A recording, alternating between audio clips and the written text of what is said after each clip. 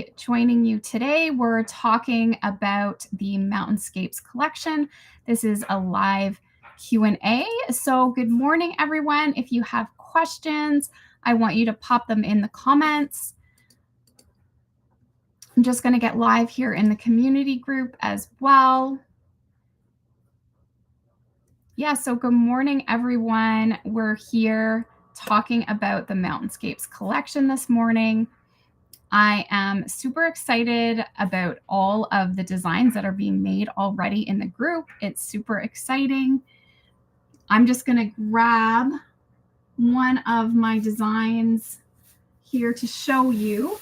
So yesterday we released the, let's check out the Wapta Falls pullover. So here it is. This is the colorful one. I'm wearing the blue version. So this was just released now to the blog yesterday. So we have most of the designs released. The only one we're still waiting on is the children's. So let me grab it for you. The children's pullover and dress. Let me see here. I have a pile of all my stuff. Good morning, everyone. Good morning, Rachel from Arizona. Welcome, Jonah from Ohio. Susanna from Portugal. Tina also has joined us. So good morning, everyone. I'm so excited to be talking again about our collection. So if you have any questions for me today, I'm here to answer those. So let's see. So the last design to release will be the children's version of the top that I'm wearing. I have it in the pullover and also a dress. I can't seem to find the dress here. Oh, here it is.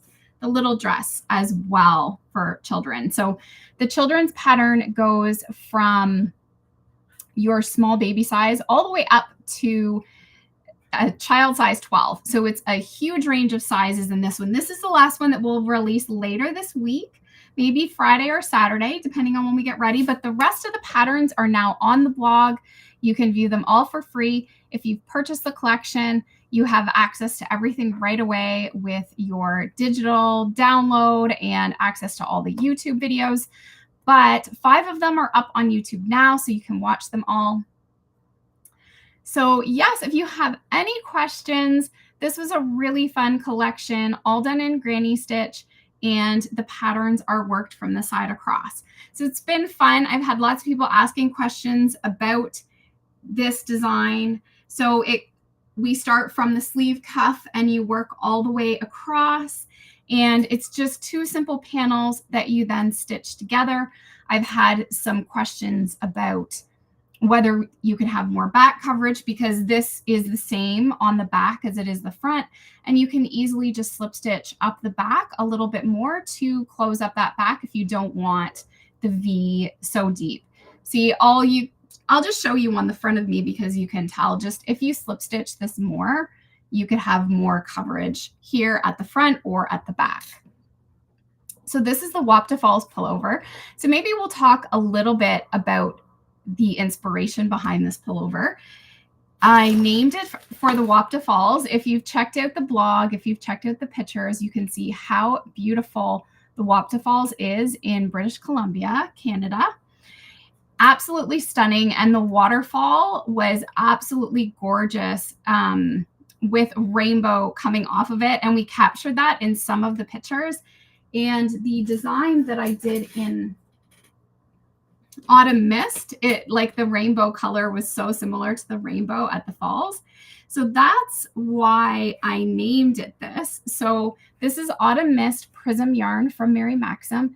All of the yarn is linked in the pattern. And if you sign up for the Crochet Along, you can get the supply list with a coupon code that will give you 20% off the yarn. So, no strings attached. You can sign up for free and download that supply list, and you can get access to that coupon code and links to all of the yarn that I used in the patterns. Plus, if you go to the blog, you can, excuse me, my throat today is really scratchy.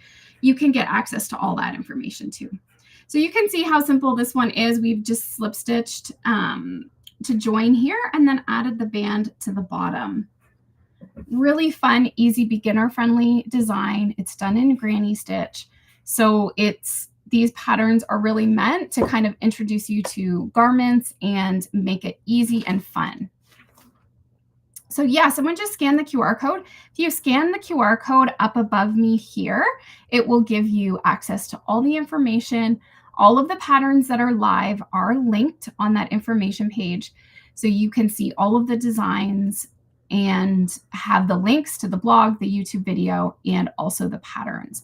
So let's talk a little bit, I guess, about the collection. I put all of the patterns into a collection so that you can get all of the patterns if you want. So I have a 6 pattern collection, which includes the children's sizes as well. I have a 4 pattern collection, which includes all of the garments, including the hats as well. So the matching hats. Or you can get the children's collection as well. And when you purchase the collection, you are also going to get some bonuses that I've included. So you get the perfect fit guide, which helps just give you an explanation of how to measure and make sure that your garments fit well, and also a gauge guide. And I also put a tutorial up on YouTube for the gauge for this pattern. So you can check that out if you need help doing your gauge swatch, just to make sure that your garments fit correctly. And also I included a bonus pattern as well, a shawl that just matches with our yarn that we're using, as well as that granny stitch pattern. So that shawl, these are just bonuses if you purchase the collection, but you can purchase them also individually in my shops. And the shawl is also on the blog. Yes, cider jewel spun is gorgeous as well, and it would work really well for this collection, definitely. And another yarn that I find that's really nice that I did the children's, and just so you could see, is Color Fusion by Premier. And here is the color that I used for my children's cardigan. So it's a good substitute as well. And I'll show you that here. So the children's cascade cardigan, it has the little granny squares up the back as well, like the cardigan that you can see below me, the adult cascade cardigan. And you can also make a short version and a long version of the cardigan in the adult. Really easy to modify these to customize them. So let me grab, I have the cardigan that you see below me, and this cardigan was done in Surfside. You know, I get a lot of questions about the color. So this is the long version, and I did the short version in Wild Berries. I like to use all the colors just so you can see how they come out when they're worked up. So here is the Wild Berry. So you get the purples and blues, which is really pretty as well. I love the jewel tones. And I'm wearing right now Blue Lagoon if you're interested in that color. Okay, and Laura is using Hobby and Carnival, which would be another great option. And Tina's using Color Fusion as well. Yeah, I really like some of the shades of Color Fusion. It's really, really pretty. Yeah, so I'm just going through making sure I'm not missing any comments. I'm not live on Instagram today, just on Facebook and YouTube. Last week I was live on Instagram, but we were missing some of the comments because they don't show in my screen. So today we're just on Facebook and YouTube. Hello, Melanie from Germany. Thanks so much for joining me this morning. And Rebecca says that she has used Boho Spirit yarns. In the UK, we do get a lot of questions about that as well. Good substitutes for people that are in the UK. So Jonah's asking, what hook brand do you recommend? So I have used, let me see some hooks that I have here. I love Furl Streamline hooks. You see me use them a lot in my tutorials. A lot of them are being discontinued, some of the colors, but they're all sort of that similar style. I do love the grip on these, and I just find that I crochet really well with them. I also have used some wooden hooks that are new to Mary Maxim, and I really like them as well. So there's some different options. They have that similar shape, which I really like. Let me just grab, I've got my hooks on my desk here. I don't want to drop any of them. Let me see. I usually have things, I stick all of my hooks in. So there's some different styles. You can see, I actually really like this one, and it goes right up into the large sizes. These ones are pretty as well, and they have some darker shades and a cherry. So I have been using so if you are ordering from Mary Maxim, you can get 20% off right now, and they are a good price for the wooden hooks. The streamlines, I really love them, but they are a breakable hook, so you have to be really cautious with them. I usually show you in a lot of my pictures my hook tray. I like to keep, if I'm using these hooks, set them down in a hook tray so they don't roll wherever you may be sitting and break. That's the only issue that I have with the furls, but I do love how I crochet with them. Another option, if you're looking for something that is a little bit more affordable, I use also that I really like is the Dots crochet hooks from We Crochet. So you'll see me use these in some of my tutorials as well. And you get a set, and they go up to, I believe, a 6. Let me see here. Yeah, they go up to a 6. So you get a set from, I think, a 2 or 2.5. Let me see here. This one, it's a 2. So they start at a 2. I don't normally use hooks this size, but if you do, then that's great. You get the 2 all the way up to the 6 in a set, and they retail for $24.99 for the set, and there are lots of sales, so it's always good to get on those newsletters so you can take advantage when they're having a sale. So yeah, I love these as well. I love the grip. I have to usually use a hook that has a nice grip on it, or I get hand pain, so I find these are nice, as well as the soft grips are really nice as well. I know other people like the clover hooks. I don't have any of the clover, but I believe these would be fairly similar. I do like the head on these ones. They do grip the yarn nicely, so I can't really speak for the clover, but I do know a lot of people do love them. Okay, so the O-Fire, I did get some from We Crochet, and I don't like them as much as the Furls hooks. I find they're very, very pointy if you need a nice pointy hook, and they're not quite as long. So this is one here. Let me show you the difference. Like, they're not a lot smaller, but they are a little shorter and definitely are pointy. I don't know if you can, how well you can see that on the screen. I can't really get it in a good, like put my hand in behind it. So yeah, it's pretty pointy. I don't mind them though, but I haven't used them a lot because I do gravitate towards the Mary Maxim and the Furls streamlines. Is it hard to make the dress? The dress is actually really, really easy. It is very similar to the cardigan that you see in the picture below me, but I have put the granny squares on the front as well. So this style of dress is really a very simple pattern. This one doesn't even have the increases to the sleeve. So the sleeve is just simply a rectangle, and we start at that sleeve cuff. You work across, you do those chains from the sleeve for your front and back, and just work rows. So it's a very simple. The granny squares are just a basic traditional granny square. So you make them. Probably the most difficult part is the seaming, but you can definitely watch the tutorial. I show you, I work through all of the steps. It's more just a little bit more time consuming with the seaming, but all of it is very straightforward and beginner friendly. So the stripe, it all comes through the color work because the yarn that I'm using has this nice gradual color change. It makes the stripes. And what I do is I do color. I make sure that I'm starting them with the same color so that both sleeves are very like pretty close to the same. They may have a slight variance, but then the striping is also similar when you work, but it's all done with the yarn, so there's no changing color.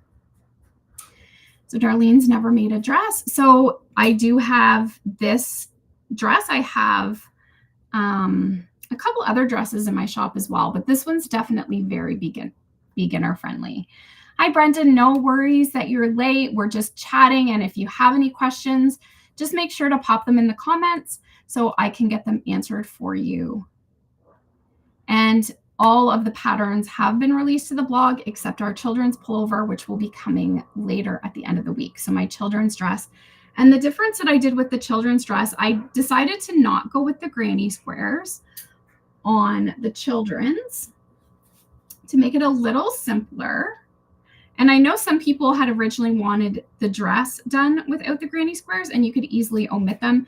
You could seam it this way, like I've done this top, or you could just add, let me show you what I did with this one. So I just then left a neck opening, worked my rows in the front, and then worked my rows in the back. So you're not able to keep going in continuous rows like the style that I'm wearing, but it's really simple still just to add in the rows.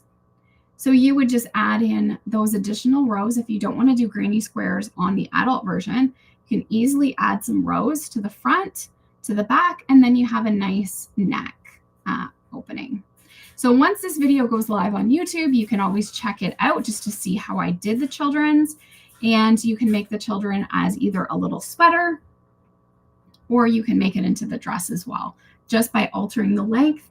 And I showed you some different band options on the children's as well.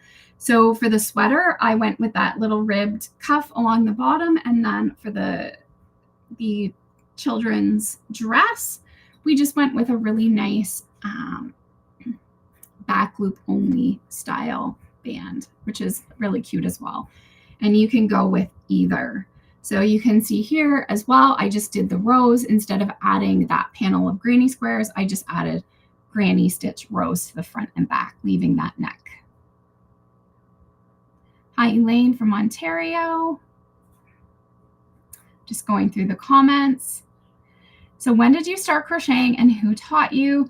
I started crocheting, I guess it was about 10 years ago now, and I learned from actually a CD-ROM. So my daughter was taking knitting and crocheting in school, so it inspired me. And so I went into Walmart at the time and picked up some yarn and a little like CD-ROM kit that was from Red Heart, and it taught like all of the stitches. And, you know, I just followed along, practiced, and then I went to YouTube basically to start learning more. And I did get obsessed with it quite quickly. It was probably, I guess, over 10 years ago now. I'm trying to think. My daughter, Megan, she is 13, and she was about 1.5 years when I started. So a little bit more than 10 years, but yeah, so I was self-taught, learned from a CD-ROM, and then on to YouTube to kind of, you know, broaden my skills. And then early on, I just started sort of making things up as I went. I didn't really follow patterns when I started crocheting. Like, I learned a few techniques from YouTube, and then I would just, if I wanted to learn a stitch or something, I would search it on YouTube. But I just started making up my own patterns pretty much right away.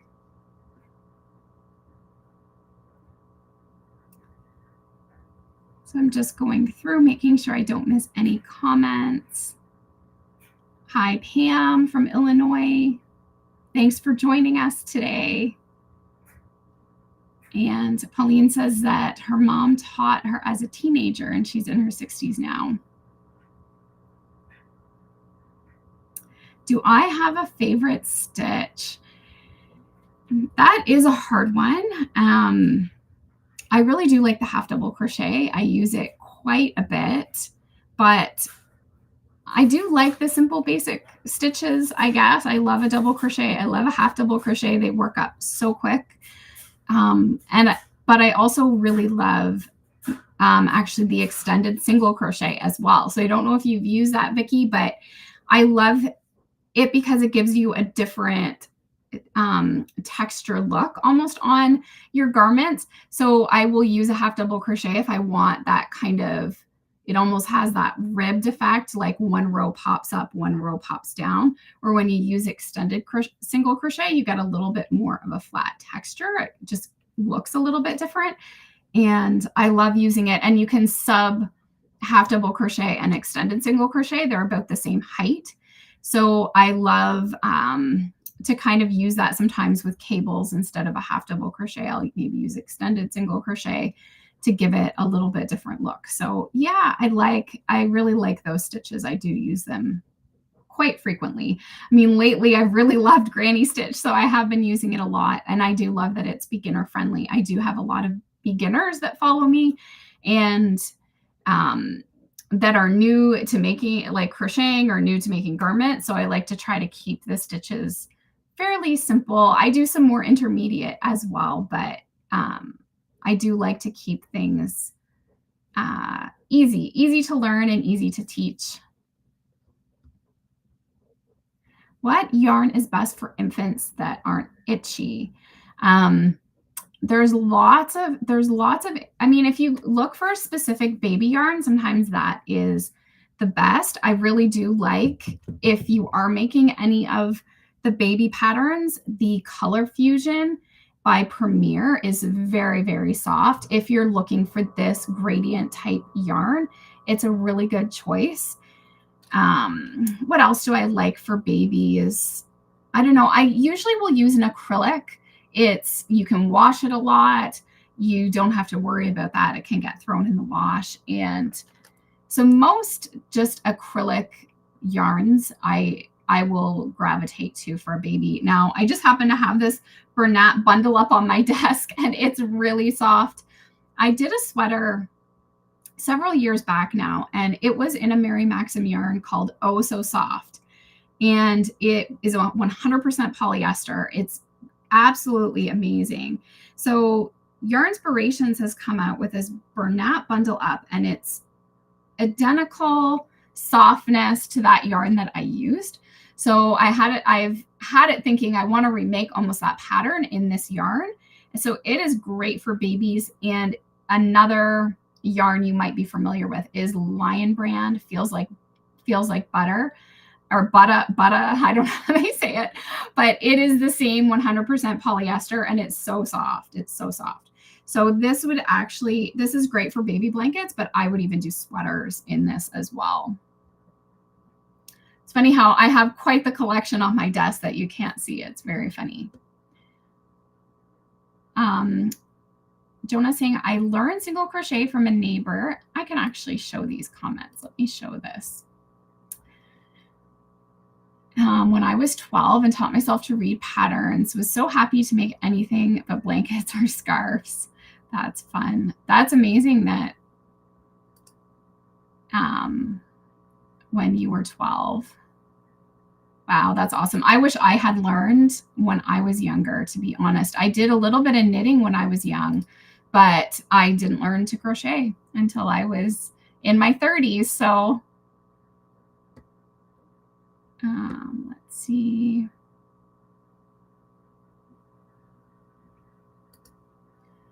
Here's another one. Retaught themselves from YouTube about 6 years ago. You can learn so much from YouTube now. It's amazing.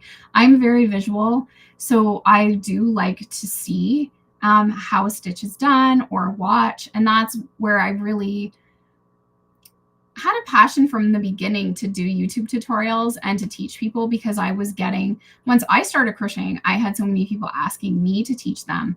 And with YouTube, to put the tutorials on there for people was the easiest way. I have 4 children, and when I started crocheting, my youngest was 1.5 years.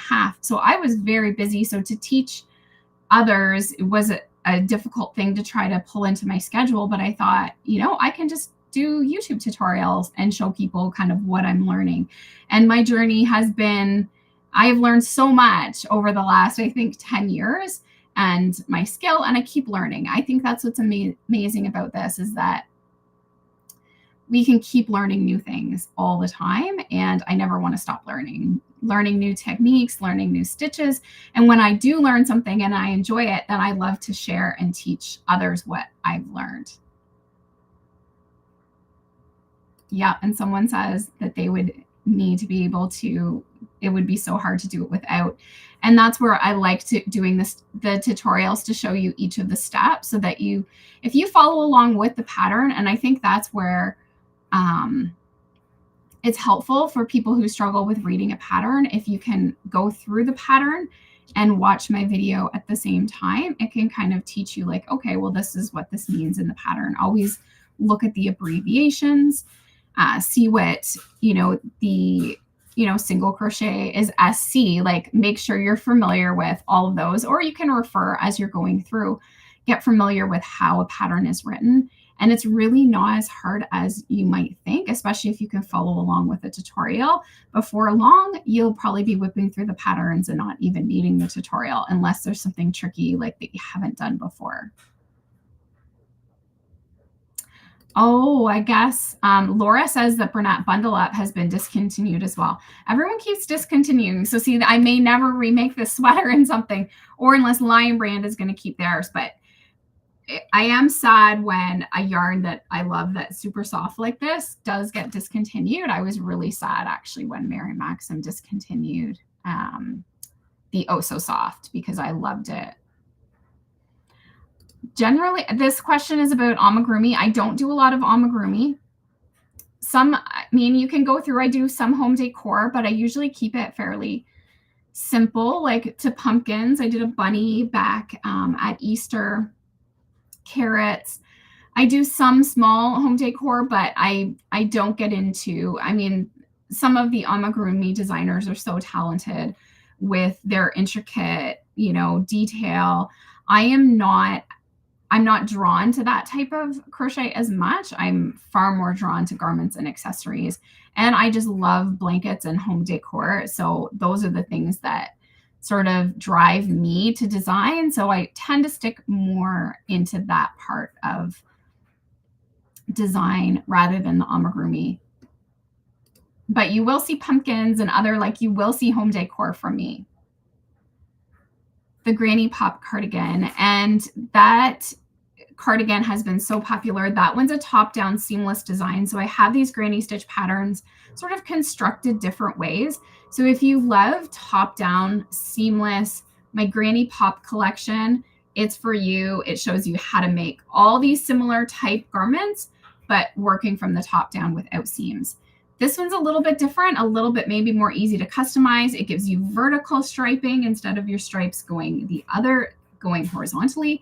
So I really was excited to show you a different way to make garments. And that's what I love usually with my tutorials, is showing you different ways that you can create a garment.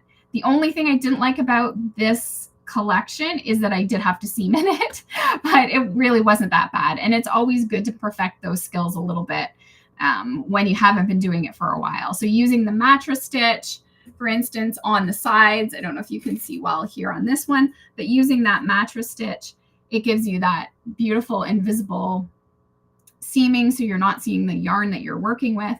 So maybe you'll learn a few new techniques watching these videos. I'm just going to go back because everyone's sharing a lot of their stories. So it's really interesting to see your stories as well. I learned to crochet when I was 7. I'm in my 60s now and still love it. My favorite stitch is the herringbone. Oh, I do love the herringbone half double crochet as well. And she loves frilled hooks. How do you overcome your fear of trying to advance your crochet skills, but you've messed up a bunch of prior projects? I don't know, Darlene, you just kind of got to jump in. For me though, too, I will try something. And if I really dislike it, if it's just not grooving with me, if it's maybe too time consuming or I'm just struggling, then I usually will just move on. I'll leave it. I won't go with that, but always try doing the gauge swatch and see how you feel with that stitch. Definitely pick patterns that have video tutorials with them if you can. because then that's going to take out some of the struggle of trying to work through the pattern if there's a tutorial that goes with it. But trying the stitches, for me, sometimes I'll just want to go explore new stitches. I'll try them out. I'll go through a stitch book. I'll test them out. I'll see how time consuming they are. If I like it, if it feels good. And then really for me, I just go with what makes me happy overall. Like sometimes a challenging stitch is okay if it excites me and I'm having fun doing it. It's more if it's something I'm really not enjoying, I know I'm not going to stick to that project.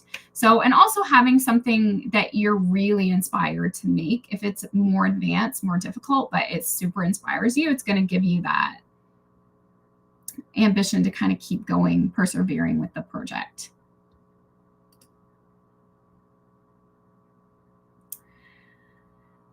Victoria says she's visual too. Videos are incredibly helpful. I know most of us are visual. I get the odd person who does not like videos. They just want that written pattern, but the majority of us are more visual, and having that help, especially when it's something brand new. And if you can't take an in-person class or you're not able to have somebody right there with you to teach you, the videos are really, really great. I have one here. I love teaching others to crochet too, but scared of YouTube as a content creator. YouTube can be a scary place for sure. There can be a lot of negative comments. People, like, not everyone's going to like you. And I guess that's what you have to understand. Your teaching style maybe isn't for everyone. Maybe just try not to take too much offense to the comments.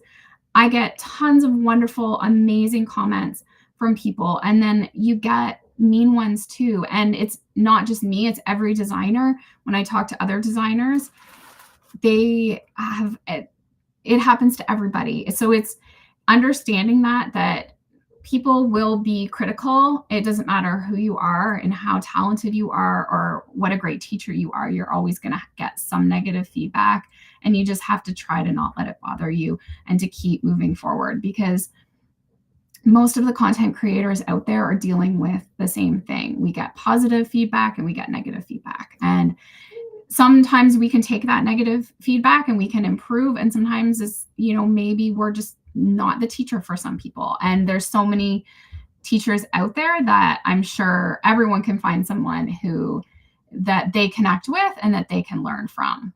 So yeah, just try not to be scared of doing it, Tina. You just have to, I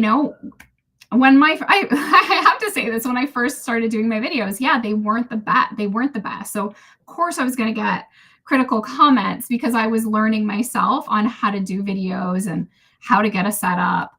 And that took time to get all of those kinks ironed out. And I'm still by far from perfect, but I keep trying to improve. And that's sort of the journey, right? We start out, it's scary, and then we keep learning and keep going with it, hopefully get better. And just try not to take negative feedback. And YouTube is a place where you're going to get more of it than other platforms. Just try not to take it personally. Don't dwell on it. Just move on.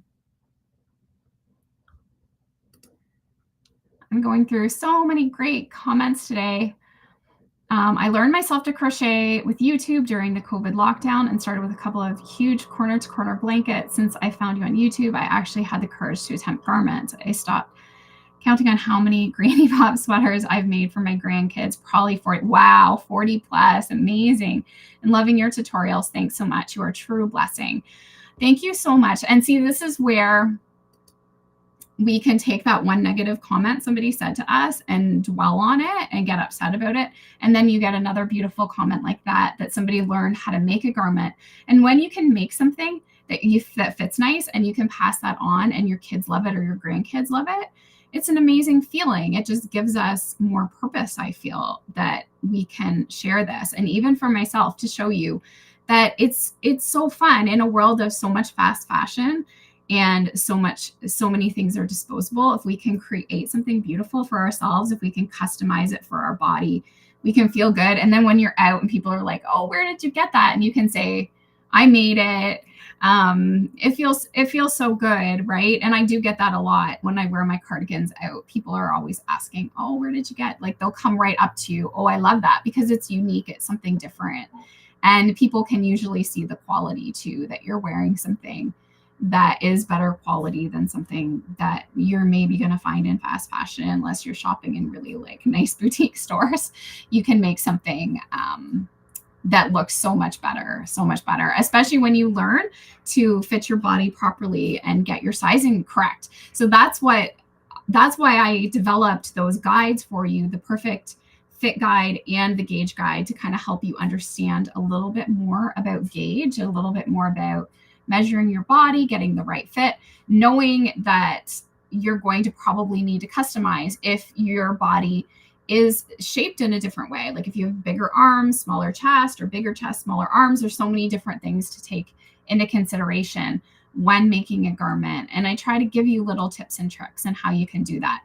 And I feel that these garments give you more flexibility with that arm, that you can switch that out if you have a smaller arm and need a smaller size. And then you just need to make the additional rows for your bust if you need that, or vice versa. If you need a bigger arm and you need to make a smaller body, like whatever, you can customize those fits and pick the colors you want, which is what's amazing. I have someone who loves doing the home decor, the baskets, the Christmas trees. All that's fun. And I am planning my Christmas collection right now that I'm super excited about. I have some things that I'm finishing up for fall, but I'm so onto Christmas already. I can't wait to actually get all my Christmas decorations out. I know we have to get through Halloween, but I am so excited to get my Christmas collection done. So someone's working on, people are working on their Christmas stuff already, and you kind of need to, right? So I know my collection's coming out a little bit more with the season, but I will have a new collection this year that I'm so excited to share with you.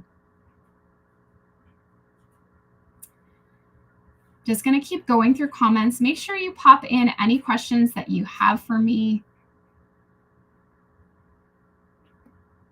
Yes. Rather make garments and hats. Every season I need a new hat. I feel like it's just the way it is. I have so many hats, but every season I love to have a new one to show off. And hats are so quick and easy to make that they're always a great project.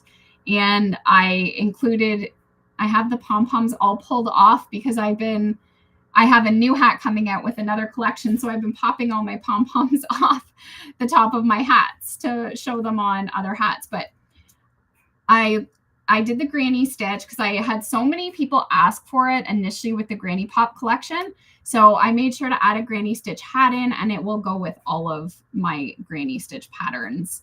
So, and they're fun and they're quick and easy, and all the colors are so fun. I tried to use a whole bunch of the different colors as well, so you could see.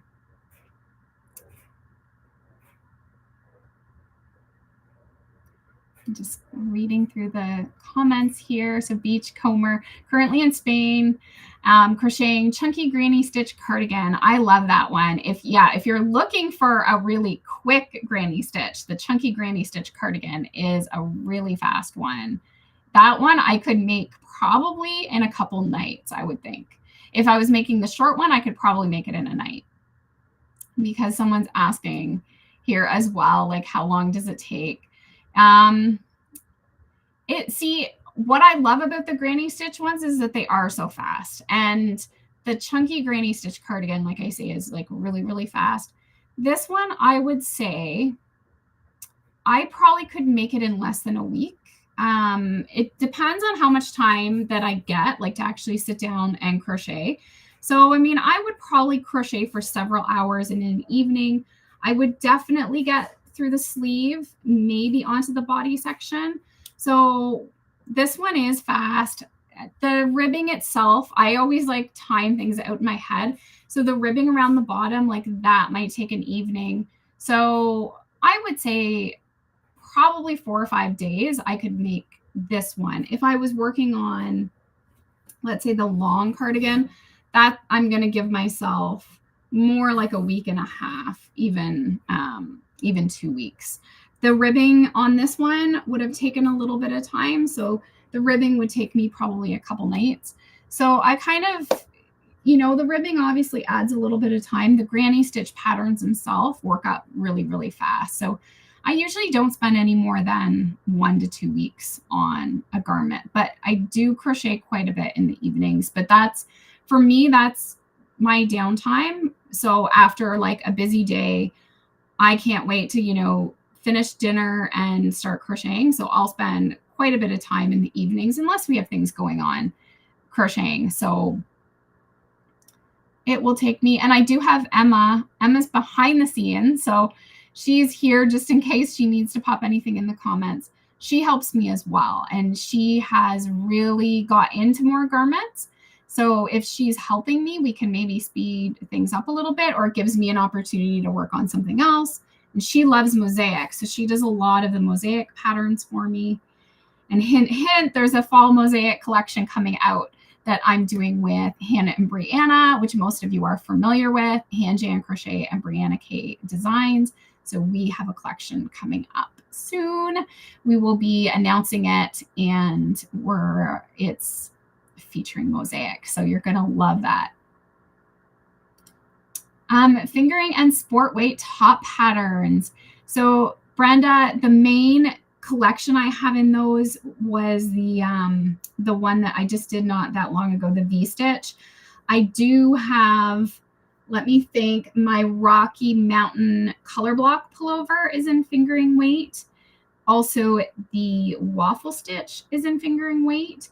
I really do love, I think it's on my shelf and behind me here. I do love the Comfy Fingering, the cotton acrylic blend. It's beautiful. I would love that for my waffle stitch cardigan. It's a beautiful yarn. I used palette for those designs. Palette is wool, so the only thing that I don't like about that, it's not washable. So I would probably maybe swap those out for something washable next time, but I just love the colors in palette. So that's why I was drawn to do those designs. But I don't think, I'm trying to think, I know I have a lot of designs, but those are the ones that come to the top of my head. So all of the V-stitch, those are probably, I feel like if I do a sweater and fingering, I'm going to wear it a lot more. It's a lot lighter. Now, I find these sweaters really nice and light as well. So I wear them like a lot, actually. I love my Granny Pop. I think because they have the open stitch work, it makes it feel really light. It's not too heavy. And they're very flattering. But I do love that V-stitch collection. Absolutely love it. I wear those V-stitch cardigans all the time. I'm probably going to have it wore out and need to make another one next season, or just come out with something else in fingering weight, because I wear them all the time. Oh, the sunflower cardigan. So Darlene's doing the Taylor Swift dress and the sunflower cardigan. Love those. Yeah. So, and this, Linda, is one of the reasons why I like to try to keep my projects fairly quick. I will tell you right off the bat, the waffle stitch cardigan in fingering weight yarn is a long project. I almost lost interest in that one because I'm the same way. I like to move through things quickly. So I tend to design that way as well, that they're not going to be super time consuming, because I am absolutely the same. I would lose interest for sure.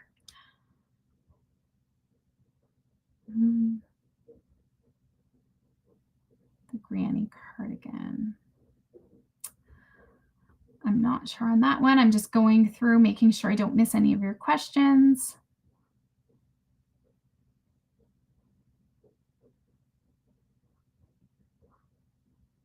I'm just going to pop some of them up as I'm reading through. I love your patterns. Thank you for all you do for the Yarny community. Oh, thank you, Teresa.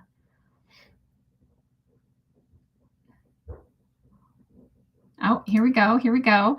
I made one of your t-shirt style sweaters. I wore it to Walmart this past Saturday, and a lady came up to me and asked me to make her one first commission order. So thrilled. That's so exciting. I know. And this happens. You get people come up to you when you're wearing, because it is so unique, and it usually does stand out. People notice. Oh, Premier has 25% off Color Fusion. And I really highly recommend this yarn. It is so soft. It's beautiful. You won't regret purchasing some of it. I actually have in my next collection coming out, I used their Color Fusion Chunky with Bernat Softy Chunky to do a blanket, and it turned out so beautiful. So yeah, definitely, you know, grab some of this yarn. It's absolutely beautiful. You can sub it out for any of the granny patterns. This collection, the Mountainscapes collection, or the Granny Pop collection, you can totally sub this out for it. Especially if you don't like, I mean, I love Prism. You know, I've used it so much. I'm drawn to it, but it is a frogging nightmare because of the roving style. So if you don't want to have to deal with that, the Color Fusion is a great option as well. And I have that coupon code in when you buy the collection or when you sign up for the Cal. In the supply list, I believe it's page 5, you get the coupon code for 20% off. So from Mary Maxim, you can get the Color Fusion, the Prism, and then there's lots of solid alternatives as well that you can grab.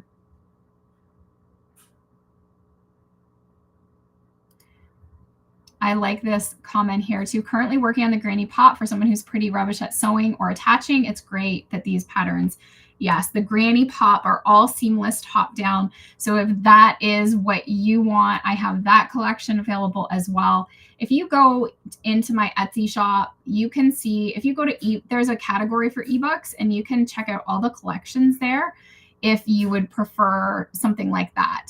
This collection is the Mountainscapes, and you can use the QR code, and maybe I'll get Emma to pop the direct link in the comments as well. And also in the description box is the link where you can find all the information. And I just decided to put the collection and all of the individual patterns for 25% off for the whole duration of the crochet along. So if you've missed out on and wondering when it's going to be on sale or if it's on sale, I just put everything on 25% off, and I'm going to run that right through until the 14th so that everyone is going to save if you want to jump on this collection.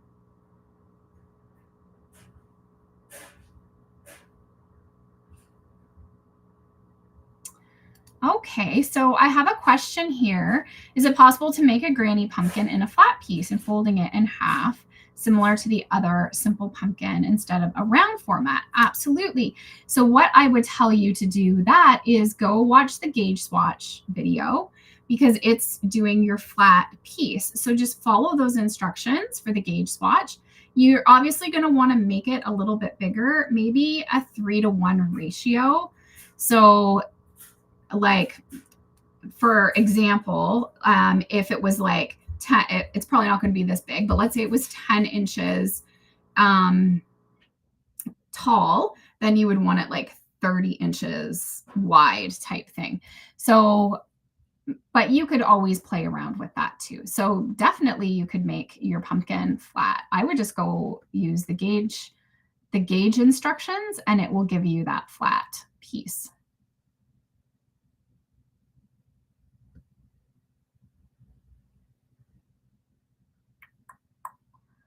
Okay. Someone's asking if I ever sell finished work. I don't sell finished products. I did for like years ago, but I don't anymore because we don't have, I usually keep my samples just for future photography. We like to show stuff again, maybe remodel it. So I usually keep all my samples, and we always on to something new, always making a new project. So we don't have time to make usually multiples. Other than hats, I like to do a few of them, but it's usually just one in each size. So we tend to hang on, or I just give them to family if I don't need them anymore. Mindy says, it's time for me to bite the bullet and make a sweater. Yes, absolutely. Try a sweater. And I have so many, even if you just go to, if one of these ones isn't grabbing your attention, go to my Etsy shop, look under garments. You'll see all my garment patterns. And most of them, some of the really old ones don't have step-by-step videos, but for the last several years, they all have videos, and we usually make sure to state that in the description, or just check out my YouTube channel and go through also under garments, and you can see all the garments that I have in there with the videos.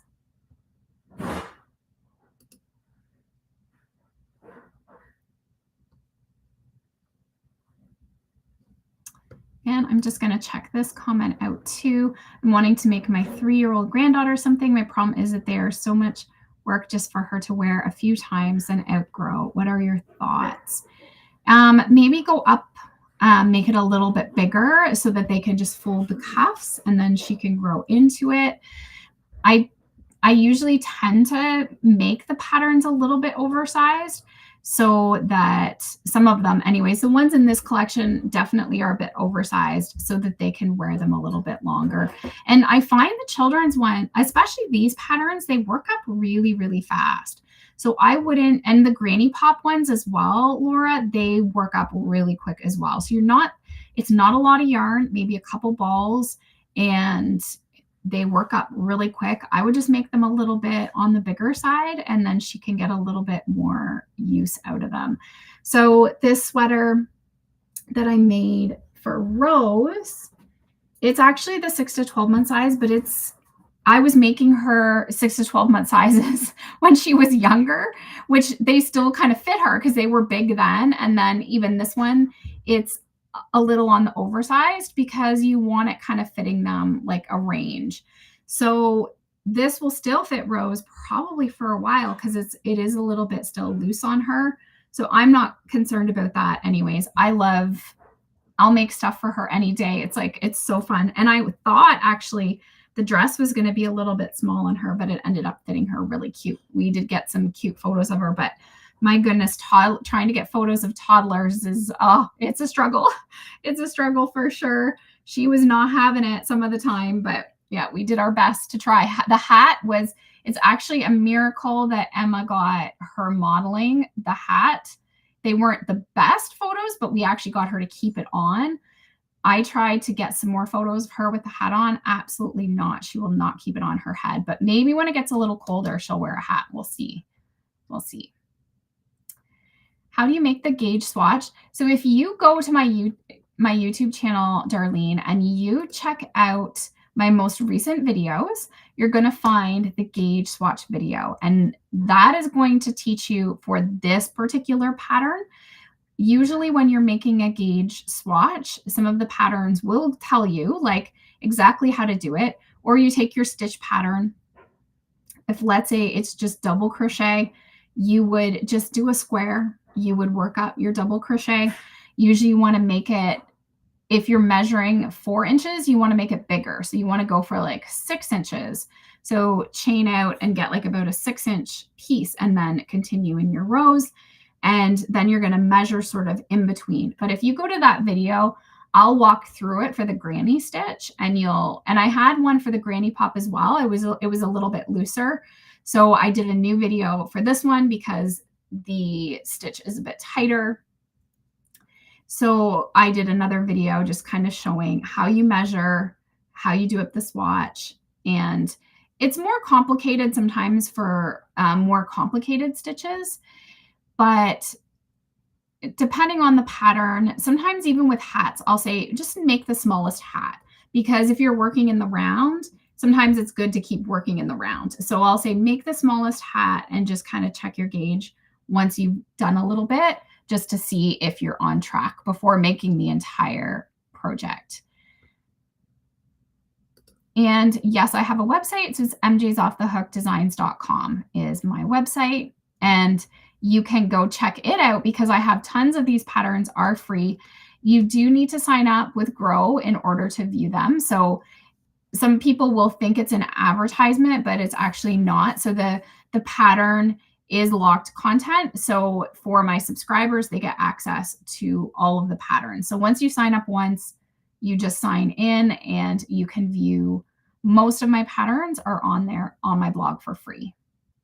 So you can follow along with YouTube and the blog pattern, or if you don't, I know some people don't like the ads. That really bothers them. So if you don't want to be on the website viewing ads, then you can purchase the PDF. So the ads are what allows me to put them for free on the blog because I'm getting compensated through the ads. So that's why the ads are there. Otherwise, I wouldn't put them on the blog for free because most of my patterns are very time consuming to do, sized garments from extra small to 5X. And I also have a tech editor that tech edits all my patterns. So putting them on the blog, I have them locked for subscribers, and the ads allow me to be able to put that free content there.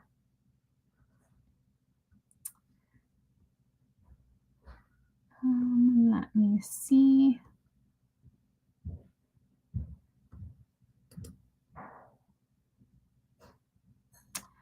I know each yarn is different, but do you have a go-to way you wash and dry your projects? I typically do not put anything in the dryer.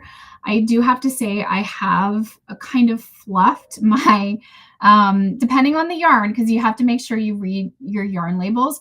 So most things I'm really particular about washing and drying, but if I know it's safe based on the yarn label, I will gentle cycle it. And for instance, looking behind me here, my comfy fingering weight that I just did my last collection in, I have dried my sweater as well, and it comes out okay, but you do get that little bit of fluffing. So better to not put things in the dryer. If you do, definitely you just want that air, the light heat. You don't want anything too hot or anything, just sort of fluff dry it. But usually hand washing, I don't get most of my garments all that super soiled or anything like that. But I will do a delicate cycle if I think that the yarn is going to be okay. If it's wool or anything like that, absolutely not. You have to hand wash it. So I have the wool wash from We Crochet, have the bottle of wool wash. And then I can and usually when I'm blocking, I do the same thing. I just use my bathroom sink normally and just lukewarm water with some wool wash and just let it, soak. And then I will rinse it and lay it flat to dry. So that especially this prism as well, I wouldn't put this in the washing machine. That's how I would clean it. But if it's something that I know, that's okay, like a blanket, like a lot of my crochet blankets, I just throw them in delicate and air dry them.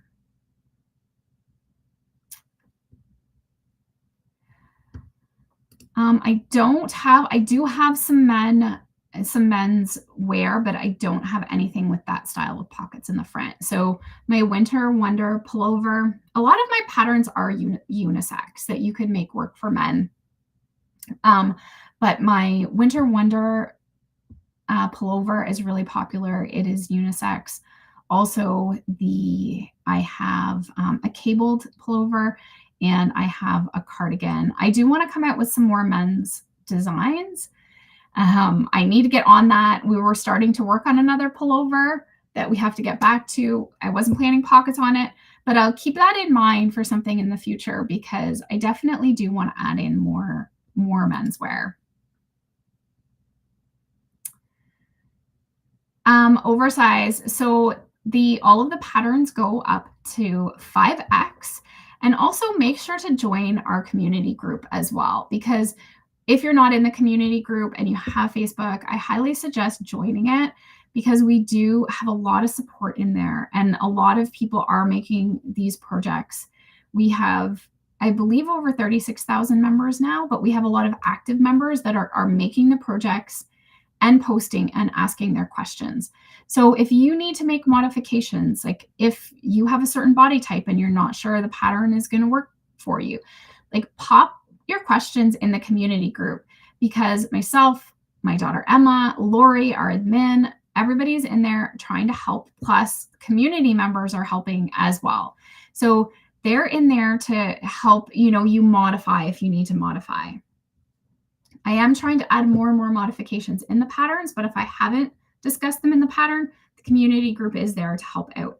But up to 5X, and a lot of times you could easily make something bigger than a 5X, and a lot of times I have quite a bit of ease with the pattern, so it may actually potentially fit even more than a 5X, depending on the ease that you're looking for.